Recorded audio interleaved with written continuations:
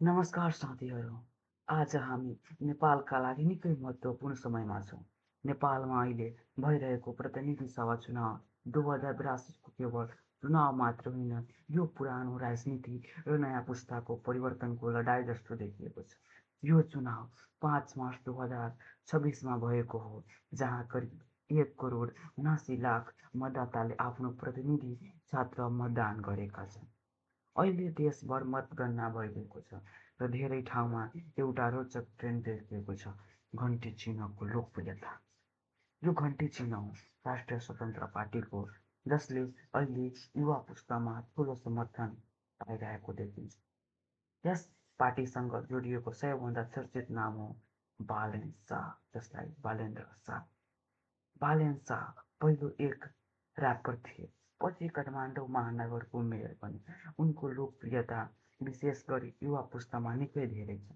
धेरै विश्लेषणहरूका अनुसार अहिलेका चुनाव नेपालको इतिहासको सबैभन्दा ठुलो राजनीतिक परिवर्तन हुन सक्छ, किनकि धेरै वर्षदेखि शासन गर्दै आएका पुराना दलहरूलाई अब जनता प्रश्न गर्न थालेका छन्।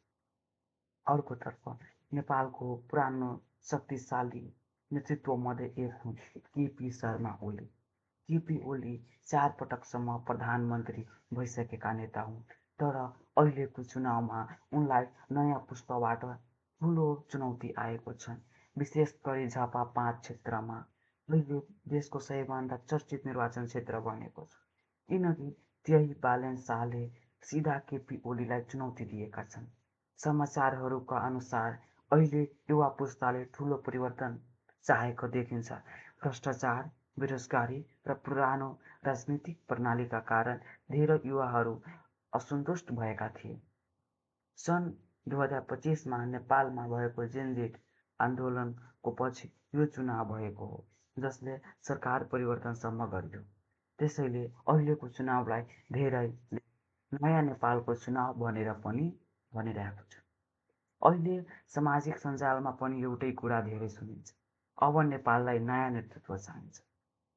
घन्टी चिह्नको लोकप्रियता बढ्नुको मुख्य कारण के हो भने युवा पुस्ताको समर्थन हो। युवा पुस्ताको समर्थन, भ्रष्टाचार विरुद्धको आवाज, नयाँ राजनीतिक सोच र सामाजिक सञ्जालको प्रभाव।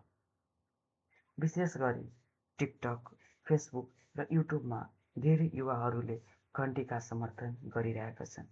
केही प्रारम्भिक मतगणनामा पनि नयाँ पार्टीहरू अगाडि देखिएका छन्, जसले नेपालको राजनीतिक भविष्य बदल्न सक्ने सङ्केत देखाएको छ। तर